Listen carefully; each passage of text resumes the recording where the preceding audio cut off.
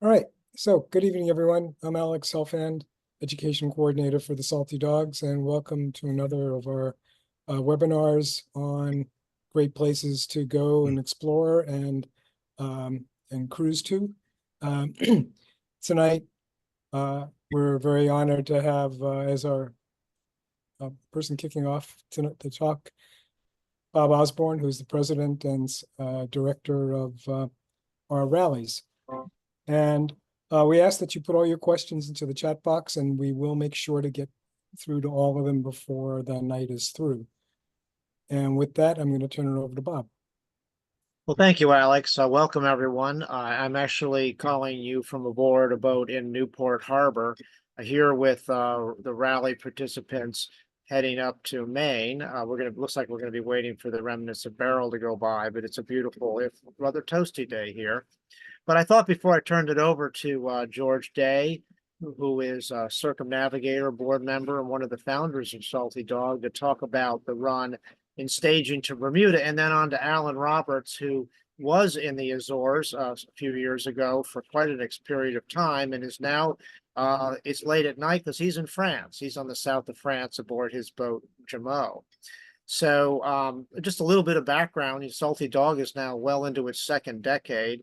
And we have had very good success over the years, and our biggest rally to Antigua and the Bahamas draws upwards of 100 boats each year. And in fact, this year it looks like we're going to have a very good turnout because we've got more than we usually have at this time, and a lot of people that I think are planning to do that run really for the first time because maybe they've decided to assess their bucket list and so forth and so on. And for me personally, having been to the Caribbean now for 8 seasons, what a bucket list for me is crossing the Atlantic and going through Gibraltar, and I'm looking forward to doing that with some of you next summer. That'll be my first trek across the Atlantic.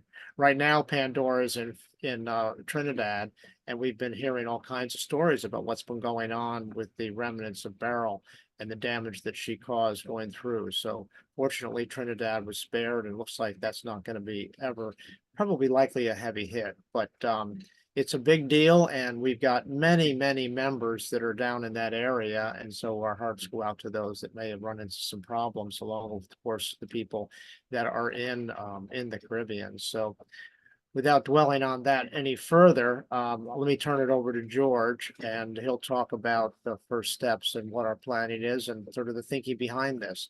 And what I should note before I do relinquish the floor, this is a new thing for Salty Dog and a logical extension of what we've been doing now with the addition of our multiple rallies. And there's really not an opportunity to send anywhere near the number of boats that we think are likely to want to do this run, because the Azores have quite small harbors. So we're going to be taking a very close look and making sure that folks with the most possible experience and the best prepared vessels are able to do this with us. We feel like after more than 10 years of helping folks get ready and just facilitating these kinds of runs, that we're in a good position to spread our wings and to include a transatlantic rally. We're very excited about this. So George, the floor is yours. Yeah, thank you very much, Bob. And welcome, everyone. It's good to see so many people interested in this new endeavor of ours. And for an awful lot of people, transatlantic is a real bucket list, and a bucket list item on to put on their list. And so what the general plan is that we're going to take half the month of May and half the month of June to bring boats from the east coast of the U.S. and from the Caribbean, St. Martin, to Bermuda for staging in Bermuda, and then from there we'll make the 1,790-mile run to Horta. I think that's Pico, Alan, on your lead slide, I believe, which is the giant volcano in the middle of Horta. So anyways, we'll be gathering before the 18th of May in Hampton, Virginia, and in St. Martin. Both are great places for long-term provisioning, for stocking up for what's going to be a month of voyaging, and then provisioning and so forth. In the Azores is maybe sketchy. But you see the screen ahead of you, you see the rally requirements, and we've gone a little bit farther in our requirements for this event because it's such a long event than we normally do for our the Caribbean or coastal rallies. But you can see what is required there. And I think one of the highlights that should be noted is the tracking via InReach or Zolio. And that's kind of mandatory. And so that enables us to communicate with you in long form email and for you to communicate with us and others in long form email. So that's a pretty key item. Obviously, LifeRaft, EPIRB are just no brainers. In terms of the qualifying for this event, we spent a lot of time. This group spent a lot of time talking about what we're looking for, and I think Bob hinted at it in his intro. But what we're really looking for this year is people who have a lot of miles under the keels, people who've done at least 2 passages of 5 days or longer, and that's for newcomers. That might be a lot, but if you've done the rallies before, if you've done a Caribbean rally and back, or if you've done longer passages, Bermuda is 4.5 days from here. So I would think that if you've done a round trip to Bermuda and back and are very competent, that might fall into the category under this. But we are looking for experienced sailors, and so that's keep that in mind. You see, we strongly recommend 3 or more crew members, and I sailed around the world with my wife and kids, and my wife and I stood watch ourselves for 3 years before the kids could take over watches, and so you can do it two-handed, but it's tiring, and if something goes wrong, you only have one other person to help you out. And if someone comes down with terrible seasickness or breaks an arm or whatever, suddenly the remaining person is single-handing, and that's something to keep in mind. We're not requiring 3 crew, but we are saying that most seasoned offshore passage makers like to sail with 3. It also puts you in a watch system, which I like, which is 3 on, 6 off. And that means you get plenty of sleep, and the boat's set up for one person to run it, for 3 hours, and it makes just for a very good long-term passage making setup. Okay, next slide. Okay, this is again just running through what our thinking is, having run rallies for 12 years and having put literally thousands of people offshore safely, and these are things that we recommend, and I think I would not go to sea without everything on this list. AIS, of course, for tracking ships around you. Ships are maybe the most dangerous thing you're going to face out there. A watermaker is super useful, particularly on longer passages. The 3 reef comment here is really stems from the fact that we need to have everybody that's going to be in the rally focus on what their plans are, what are their strategies, and what is their equipment like for sustained winds of over, say, 35 knots for 36 hours. How are you going to manage the boat? How are you going to manage your sail plan? And 3 reefs is obviously on slab reef mainsails is the sort of the gold standard. But if you have in mast or in boom, you need to know how to reef those deeply and do that in rising breezes. So you have to be prepared for even in May and June in the North Atlantic. Squalls do run through, and occasional subtropical storms come through. So, and steering is just critical.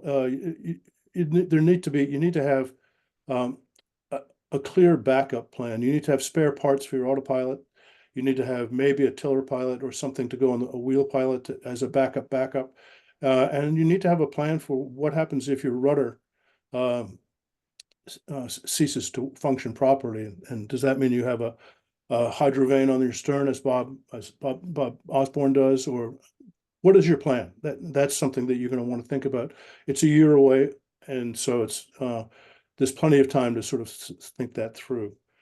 Training is key for all of us. I mean, I've been doing this my whole life, and I've still learned something new every year or every week. And there's lots of things change and lots of things improve. And so taking a safety at sea course, very valuable. Taking the ASA course is very valuable. Get as much information as you can. But the other thing that is well worth doing is if you haven't sailed offshore a lot with a very seasoned professional, it's well worth finding a professional captain and paying him his daily rate and going off for a couple of days and just getting the fruit of that person's experience. So insurance, that's something that I think we all worry about. And I know when we were talking this morning, this group, it came up that it was not going to be possible for people who have not sailed across the Atlantic already to get insurance to sail across the Atlantic. So that's something that you need to look into very carefully. Or if you're in a position to self-insure, be aware that that's what you're going to have to do. There are companies out there, but you may have to qualify to bring them on board. Okay, next slide. So this is I feel very proud. I've been involved with this with the Salty Dogs for a really long time, since the first event, and I'm really proud of where we've come. And I think Bob and this group is just doing a fantastic job.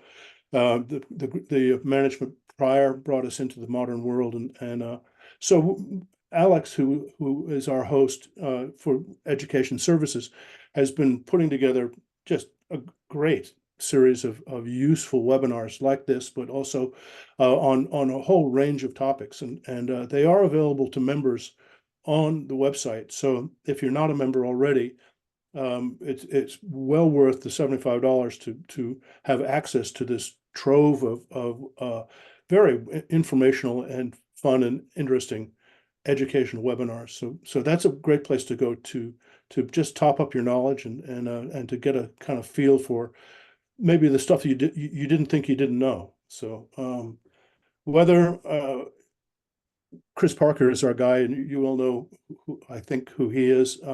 But anyways, he will be our shepherd across the ocean from the beginning of this extended rally in the middle of May, right through to the last boat finishing in Horta and the Azores. And his counsel, particularly for the weather window leaving Hampton and for the weather window leaving Bermuda, will be of real interest and value to all of us. I mean, it's extraordinary value for you guys to have this professional tracking the whole way along. And the other thing that we provide, and I this may be obvious to everyone who's here, but unlike other rally organizations, unlike groups that are out there now, we provide this in very many layered services for making sure that people are doing the right thing in the right place at the right time, and then have the resources should something come up to take care of problems. Obviously, fleet tracking is key, and that's why we require the Zoleo or the InReach. Shoreside support, we have the support team that's 24/7 there to be at your disposal, basically. We have a shoreside coordinating team that's always monitoring the fleet. And we have an emergency response team that is very experienced offshore sailors and Coast Guard veterans who know how to liaise with the Coast Guard, know how to liaise with the emergency services if required, know how to facilitate getting a person medevaced if that's necessary, and so forth. So, and that brings up, which is really the third item on the list, is our membership or subscription to the George Washington Medical Response Group, which means that we have 24/7 access to medical professionals who will provide advice, provide counsel, help triage a situation, and will, if necessary, help facilitate an evacuation. So that's all. That's well above and beyond anything you'll find with any other rally, or even for most offshore races that I've been in. It's quite a wide range of services, and I think that really sets the Salty Dogs apart.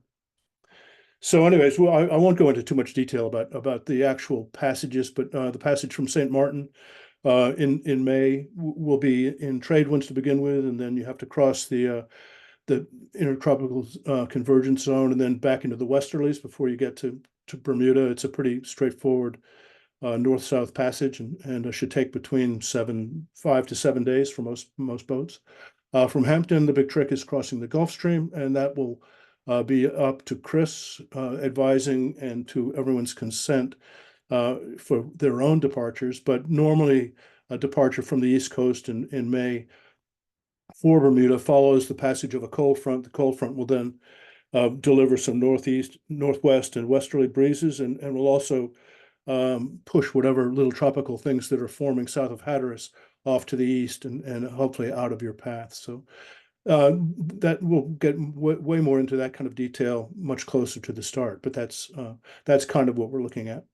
And then we all gather in Bermuda, and I think, Alan, you can take over from here. Thanks, George. So arriving in Bermuda is at St. George's, which is up on the northeast corner of the island. It's a very well protected inlet. Used to be where they'd bring the cruise ships in, which is why you see that deep blue gouge coming in. They no longer bring the cruise ships in; they got too big. But there's plenty of anchoring room. Not a lot of dockage, but there is some dockage that should be there. Our group should get there after the ARC leaves, so all those boats will be gone. So we should have plenty of room for our group. Bermuda's a great place to visit. When we came across, we spent a week there, and it breaks up the passage. But you know, there's good provisioning. There is services, like here I am getting my spinnaker fixed at one of the sail offs that's right there at St. George's. There's lots to see on the island. The bus system is really easy and cheap. And I'm not sure we'll be able to get there by May 23rd, but yeah, if we can, it's an excellent date because that's when Bermuda Day, which is basically their Independence Day. And the whole town dresses up, and they have a marvelous parade in Hamilton, the capital. It's as Bob mentioned, we crossed in 2022. We actually started in Florida, but came almost up as far as North Carolina before we went west over to Bermuda. After the week in Bermuda, we crossed over to the Azores and then on to Europe, and we're now in our third season cruising the Med. So the passage to the Azores in the spring is the best time to do it, and the reason why is because you're kind of sliding through this window between North Atlantic gales, winter gales. You want those to have settled down, and you want to leave early enough that you avoid tropical storms. And also the major weather feature is the Bermuda Azores High, which in this picture is down south of the Azores. Let me just mention, this is a really cool resource. This picture, it's available on the Oregon State website, and it's gathered by 10 years of satellite wind data, and then it's taken and accumulated to show the average winds in a particular spot for 2 weeks out of the year. And then I assembled probably about 4 different images so they can see all the way across the Atlantic. So blue is light winds, and then green are heavier winds, and then the yellows are even stronger. And so this is kind of, when we go across, this is about what you'd expect to see on average, and again, that's on average. If you look what's happening earlier, so this is in May, and up north of Bermuda, and particularly coming off the U.S. East Coast, the winds are quite a bit stronger. And the Azores High is actually now further south of the islands. And if you look what happens if you go the first 2 weeks of July, now that high is completely, on average, is completely enveloping the islands, and so now you'd have no wind. And so that ability to go through, when you have, wind all the way to the Azores, but to be avoided the North Atlantic gales, that's the ideal time to go. And that's why we looked at the first 2 weeks of June. Tropical storms, it's also a favorable time. This is from the Hurricane Center, and this shows the probability of a tropical storm in that early time in June. And you can see that there is a probability of it. It's about 1 out of every 10 years you get one in the area to the west of Bermuda, and nothing out towards to the west, excuse me, the east of Bermuda. That said, when we went, we had Tropical Storm Alex, and it was originally forecasted to go right up the east coast, right in that blue zone. But after we left Bermuda, it made a right turn, came right over the top of Bermuda, and sort of chased us across the Atlantic. So it can happen. Fortunately, we were far enough south that it wasn't a major event for us. But tropical storms are a possibility.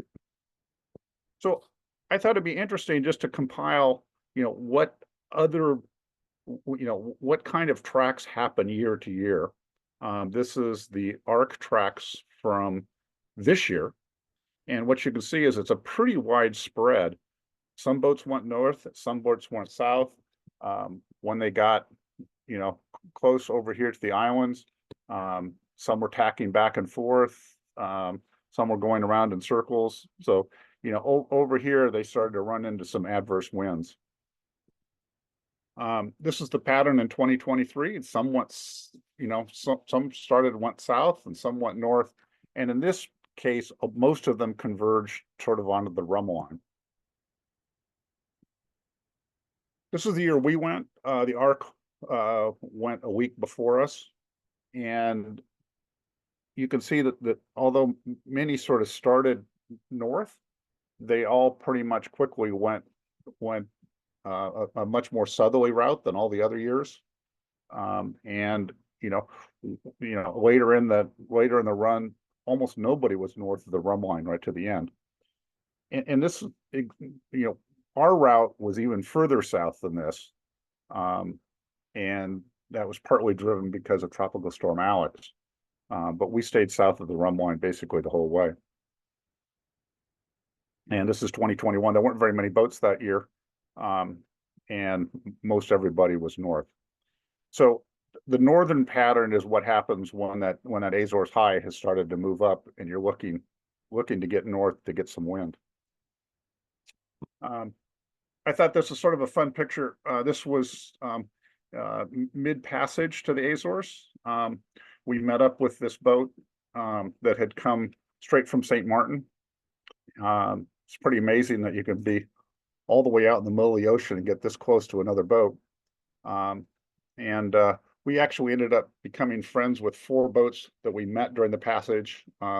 We formed our own little rally. We would have daily email briefings with one another, what kind of weather they were having, what kind of conditions were going on. And we've stayed pretty close friends ever since. I will point out that this boat here that came direct from St. Martin without going to Bermuda, I know they took at least 3 weeks. It might have taken 4 weeks to get there. This is a log of our route. I thought was interesting.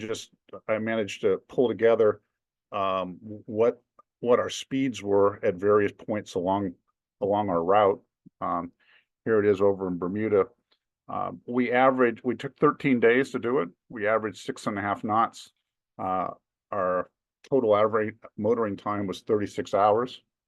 Our max wind was 35 knots. Now, that actually, we had that 35 knots for over a day. But interestingly enough, not a single squall. And Just this little kink up here, this is where we did our motoring, and everything else was sailing. So I think it was overall we had a lucky time to go. It worked out well. So what happens when you get to the Azores? Well, there are 9 unbelievably gorgeous volcanic islands. The first stop is in Horta, which is on the island of Fayal. And because these are volcanic islands, Pico itself, which is next door to Fayal, is only 500,000 years old. So it's very new. So there hasn't been any time to form sandy beaches or sandy bottoms. The volcanic shores drop very rapidly off the thing, so it makes limited anchorages around the islands. But there's great ferry service from island to island, and on each island there is a marina or two, and they're great alternatives. We spent 6 weeks here, and it was, if I could have spent a year there, it would have been fantastic. But we did have to move on. There's a link here. The OCC port captain for the Azores, she wrote a great article, and I've given the link up here of kind of what to expect in the islands. So if you get an opportunity to read through this, it's a great read. So what is the Porto like? Here's a couple of pictures. So there's a commercial port, there's an anchorage out over here, and then there's essentially 2 marinas. They're run by the same operation. The one on the back tends to be mostly local boats, so they do accommodate some of the transient boats. You can see on this pontoon here that boats are tied up, side tied, 3 deep. Sometimes they get, probably when the ark's there, they're probably 4 deep at least. So it's a really busy place. About 1,000 boats pass through there each season. There is lots of services. There's fantastic restaurants. Things are unbelievably cheap. You can go in and have a great dinner with wine, just a lovely dinner, and spend maybe $10 or $15 a person. It's a really easy place to spend a lot of time. There's a large market, and then there's a tradition there that you paint a little painting of your boat or your flag or whatever you want, as a mark of your success of getting there. And every concrete surface in the marina is covered with these. It's so cool just to wander around, see all the different boats. Every once in a while, you get to see somebody who and it really is a lot of fun. This is again, sort of some older ones of these being drawn on the dock. My wife has lounged out on them. This on the left is a very famous restaurant. It's Peter's Cafe and Sports, and inside there's everybody brings a flag and it hangs up. It's really a wonderful vibe. And so here you are with all these other sailors that have completed this run over to the Azores, and it's just so wonderful to spend all this time there. And this is what you can expect in terms of provisioning. This is an easy walk from the harbor. We spent a month in Fayal. We anchored out the whole time. We never did get we never did do dockage at the marina. Fayal is like the other islands, is a volcano. They actually, on the far west side, the whole end of the island blew up just around 1960 or so, and they had to evacuate most of the island. And the United States is remembered very favorably because of all the assistance that we gave in terms of evacuating personnel or evacuating the citizens to the United States. But some of the scenery is just amazing. I mean, there's this tunnel of trees that heads up to this just amazingly beautiful caldera volcano. And you can see the steep cliffs dropping into the ocean. It's really an amazing place. One of the neighboring islands is St. George. It basically has one harbor that you can anchor in. It's actually a pretty good anchorage. It has this little teeny marina back behind it. And then the town of Vela is right here. And there are these wonderful, there's not many beaches in the Azores, but they've built all these beautiful natural swimming pools. And they've got ladders going into them, and you can dive in, and the surf comes in and out. It's really a great experience. So what we did is, in most islands, is we would go over there for the day, rent a car, tour the island, and then return back to the boat at the end of the day. Mount Pico, which is, I showed you at the beginning of the slide set, is this very recently formed volcano. You can hike all the way to the top. It's quite a journey to hike up. I didn't do it. My son did it, and reported as a really wonderful experience. There's lots of wineries on the islands, and it's a really easy and quick ferry access from Horta. It's only about 5 miles over. You just hop on the ferry and you're over there in about 15 minutes. Terceira is an island that is east and a little north of St. George. And it has these most spectacular volcanic tours where you sort of descend down into the lava tubes. It's really neat. Has a great anchorage. We happened to be there.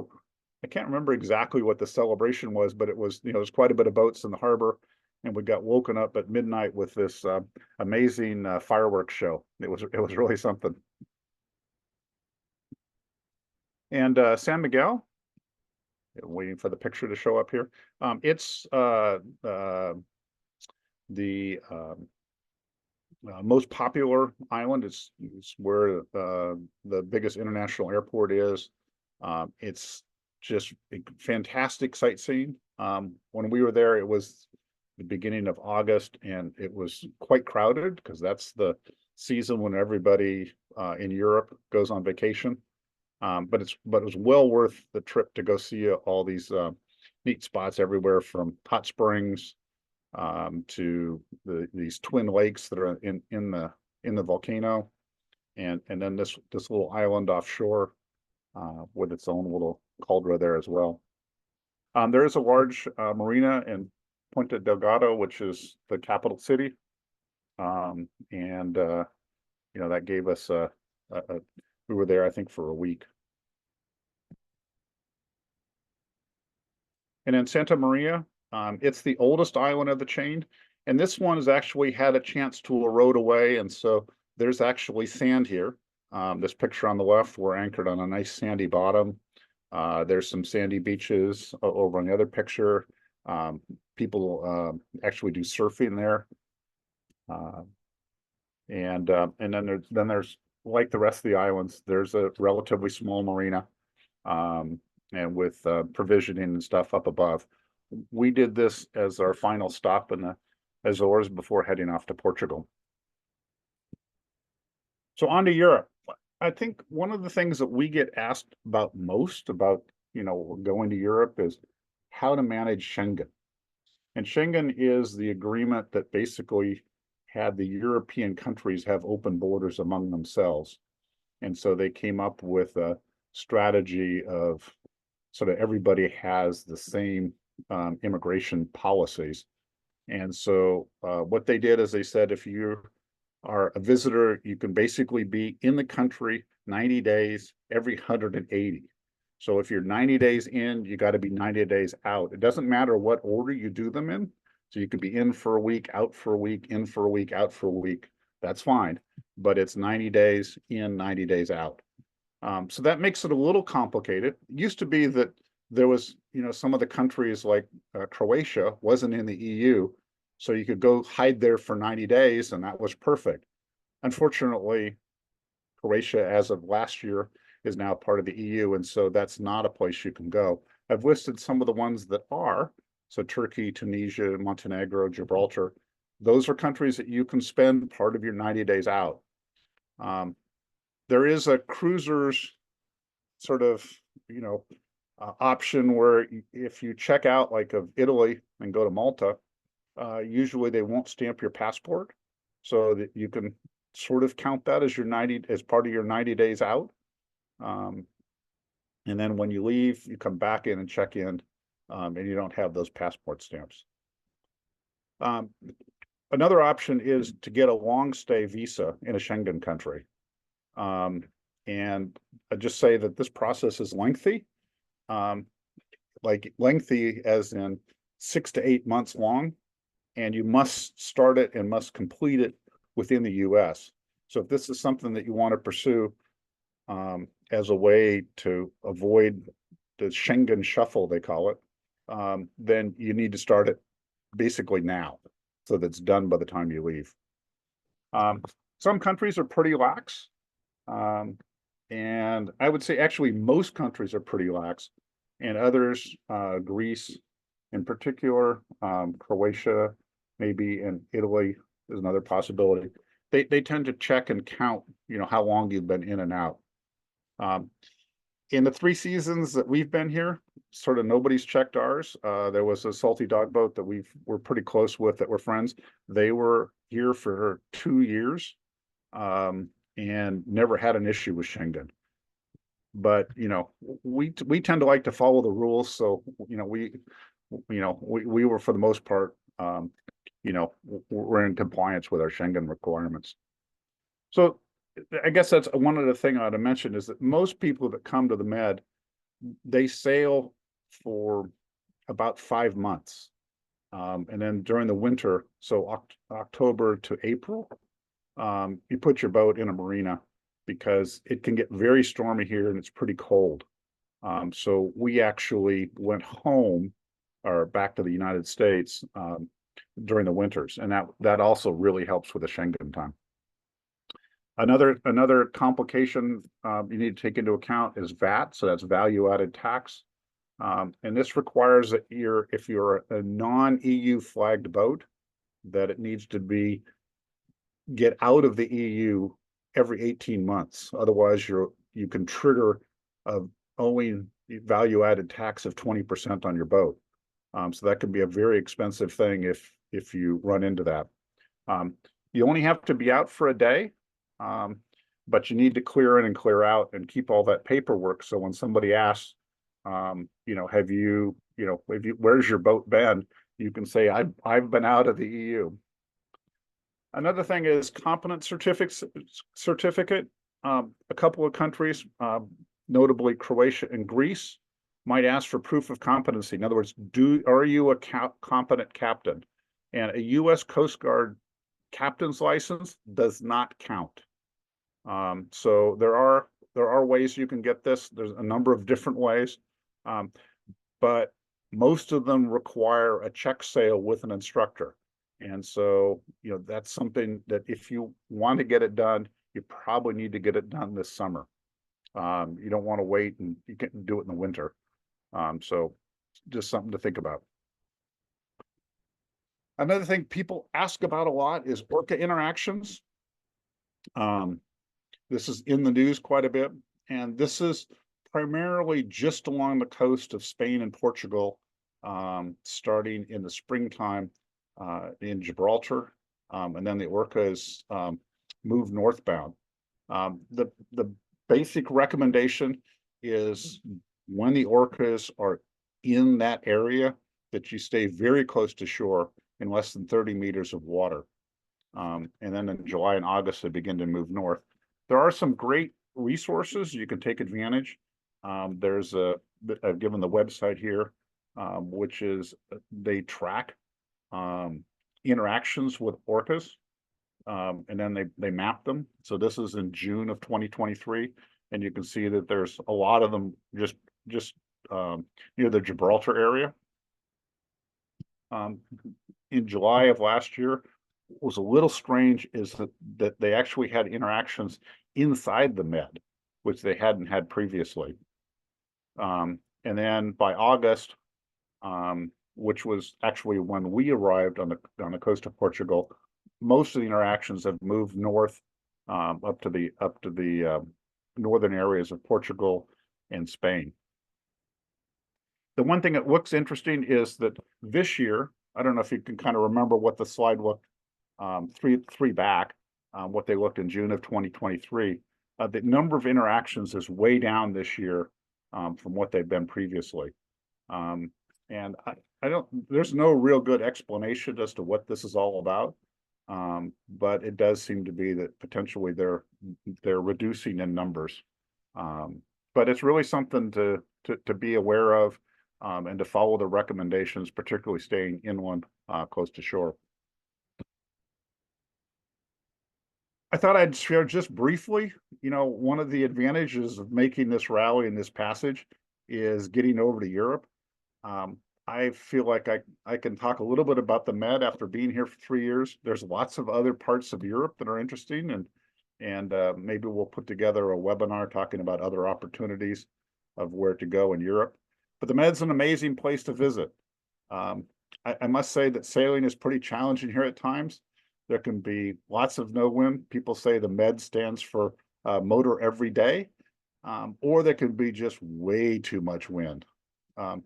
But every place we go, it's just filled with history and culture. It's just amazing. And, you've got all these excellent restaurants, easy provisioning. We spent 4 seasons in the Bahamas and struggled with all the provisioning there. And here, just about every place you go, you can go into a little market and pick up what you need.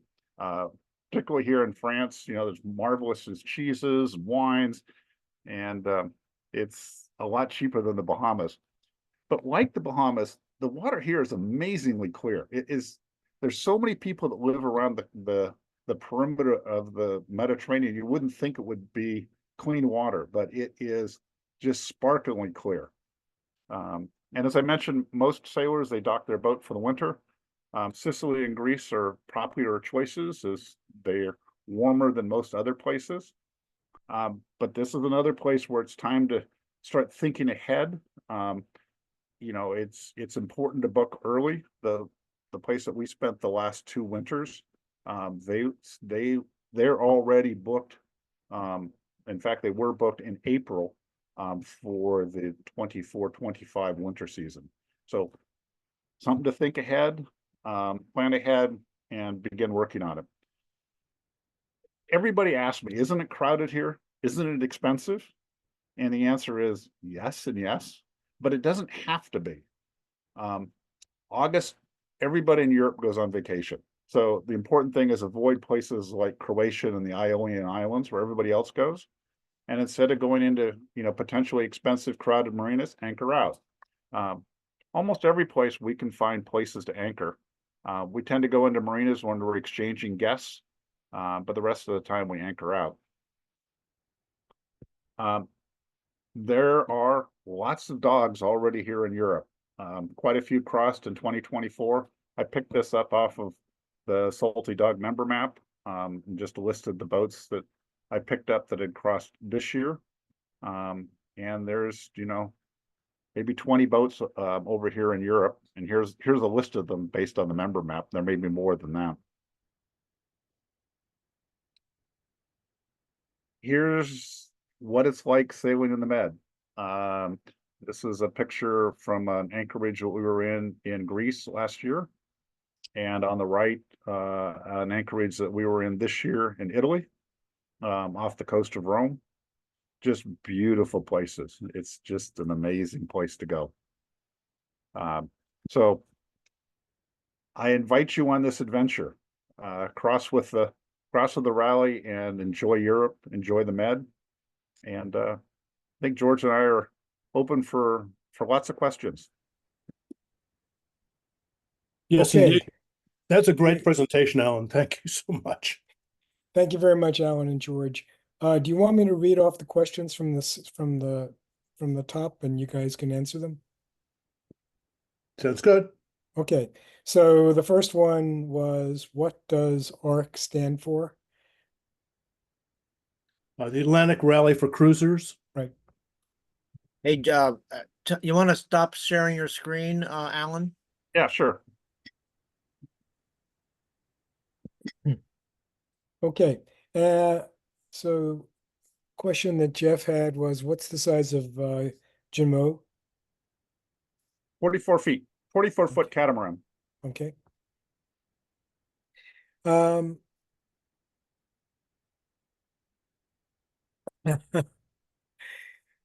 question for the group. Is anyone in AA? I'm always looking to connect with other sober sailors. Okay, well, if anyone is, Peter's contact information is there.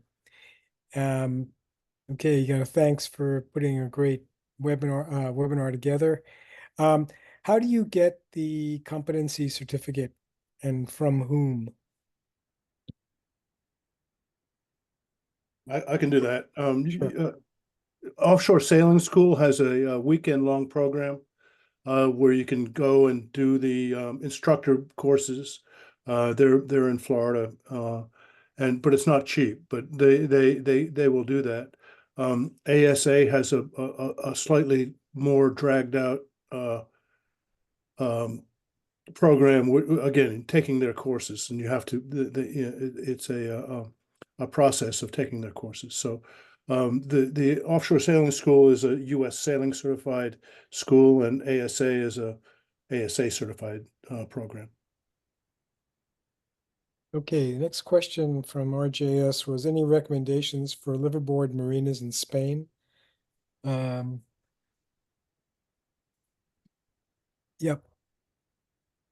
Let's see. So I'm just we're going to learn about Spain. Ask me that question in September. We're going to spend the month of August along the coast of Spain. I'll be able to answer it better. But I'm pretty sure that there's some pretty good options in Valencia. Don't know about Barcelona, but certainly Valencia. I know a lot of people talk about that. There's good options there. But I'd be happy to answer that question in September. Maybe Georgia's got some feedback too. Well, a while ago, we spent a winter living on our boat in Palma, Mallorca, on the island of Mallorca in the Balearic Islands, and it was just a wonderful experience. And we stayed at the Club Real Nautico right in the middle of town, so I mean I could highly recommend that from some time ago, but I hear it's still just fine. Probably a lot more expensive, but Valencia gets very high marks, and I think Barcelona is a wonderful city, and just south of Barcelona there are a couple of marinas that I can't give you the names, but they're I've been in them, but the that would be just kind of fun because it's a quick train ride right into Barcelona, and Barcelona is one of the most exciting cities in Europe. So I'd like to add to that, Alex. I recommend that any of you that are members of the Ocean Cruising Club out of the UK or consider joining, they have a tremendous number of very competent port officers all through Europe. And they'll actually be giving me some information to help all of us in visiting the Azores. But the Ocean Cruising Club, many Salty Dog members are also members of the OCC, and the qualifying passage of 1,000 miles on a boat under 70 feet, which qualifies most of us, is what's taken, and then you find someone to be your sponsor. So it's a great group and very supportive. Yeah, I highly recommend that other members, consider joining that. On the ASA certification, Lisa Fraley, who's on here and is very capable of talking about ASA, has indicated ASA 104 is applicable with an IPC, and you can get the whole thing in the weekend if you, or in one day, if you're, I guess, up for it. So there is a way of, I guess, fairly quickly getting the certification if you're qualified. And then the next question was, is the southern coast of Sicily best for wintering as a liveaboard? So we spent, as I said, we spent 2 seasons in Sicily. and there's two large marinas that have very active liveaboard groups. One is Marina de Ragusa, which is where we were, which is on the almost the southeastmost part of Sicily. And then the other one is Glicata, which is just about 60 miles north of Marina Ragusa. And they both have very active, vibrant liveaboard communities for the winter. If that's what you decide you want to do, that you want to stay on your boat for the winter. But I guess you still have to keep the Schengen rules in mind. You do, but you could go and tour other places outside of Europe, for a while. So remember, you can go out like for a month, and then come back, and then go out for another month. So that you can arrange it so that you don't have to go out for an entire solid 3 months, just to have your 3 months in. Alan, on the Schengen, the boat, it's the people, not the boat. It's the people, not the boat. Right. The boat issue is VAT. Is So that that's where you 18 have months. to go out for one day every 18 months. Right. But the Schengen rules are more complicated. Okay, last question that just popped up. Is all this about competency proof really just for Croatia and Greece, or are other countries requiring this? So all I can share is my experience, and no other country has asked for it, other than Greece and Croatia. And other people's experience of with Croatia might have been different, or the when they were checking in, they were more aggressive about asking for it. I kind of just provided it, and they said, "Great, thank you." But it wasn't like, I'm not sure if I hadn't provided it first, well, they would have asked for it. But I would certainly make sure I had it if I was going into Croatia. Okay, do we have any other questions? Going once, going twice? So Well, Alex, just to comment, thank you to everyone for putting this together. I know a lot of work has been going into this, which started really back in January when the idea first came up. But this is a really exciting addition to our portfolio of activities, as we are now in our second decade. And we have an awful lot going on to support the fleet. And I think it's pretty impressive. And the addition of 24-hour-a-day medical support from George Washington is brand new and will actually be part of the fall rally. So if any of you are harboring the thoughts of doing this kind of a run in the next couple of years or sooner, I certainly encourage you to sign up to participate in the Caribbean Rally. Run down and back would put you in pretty good shape to be a candidate for this run. So with that, I thank everyone for being a part. We had a great turnout tonight. And so I'll turn it back to Alex. yes, well, thanks, Bob. It has been a really great turnout, and thank you again to Bob and George and Alan. And with that, I'm going to stop the recording and remind anyone, by the way, we have another webinar coming up on Thursday. A little different in terms of time. It'll be 7 p.m.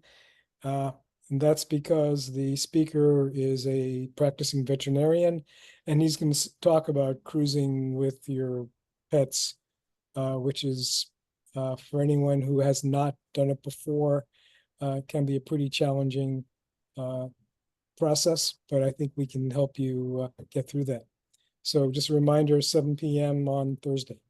And with that, I'm going to say goodnight.